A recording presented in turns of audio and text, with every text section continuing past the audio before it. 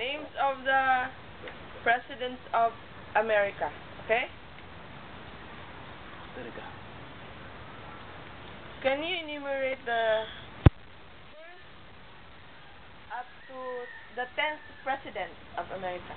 George Washington, John Adams, Thomas Jefferson, James Madison, James Monroe, John Quincy Adams, Andrew Jackson, Martin Van Buren, William Henry Harrison, and John Tyler. How about the 16th president? 16. Abraham Lincoln. The 31st president? Herbert Hoover. How about the 18th president? 18 is Ulysses S. Grant. 26th? Theodore Roosevelt. And how about the 32nd president? 32nd president of America? Franklin D. Roosevelt. Wow. And how about the 34th president? 34th? Dwight Eisenhower.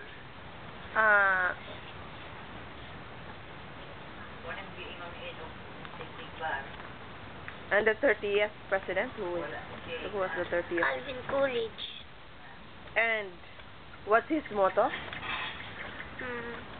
The business of America is business. Wow, very good.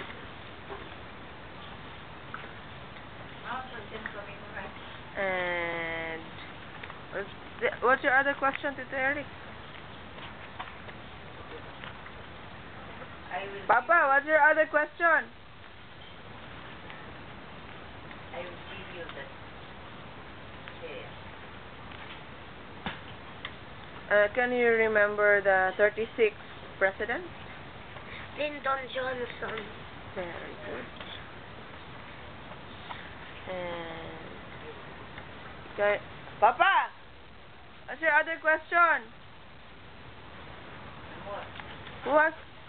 Can you remember the name of the presidents who was that father and son? Only in the United States. Yeah, in the United States. John Adams and John Quincy Adams and George Bush and George W. Bush. Papa, what's your other question, Papa? Who's the...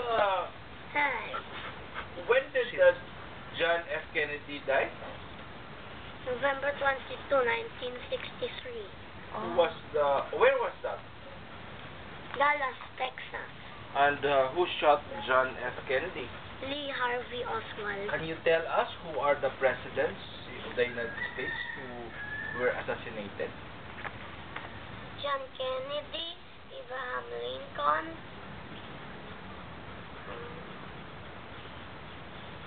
William McKinley, and James A. Garfield. James Garfield. What was where was Abraham Lincoln assassinated? Oh, where?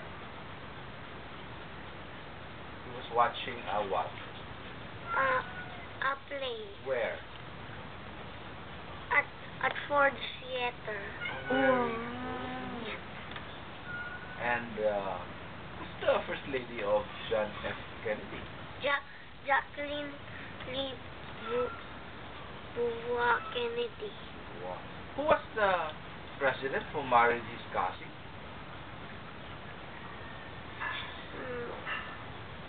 Franklin Roosevelt.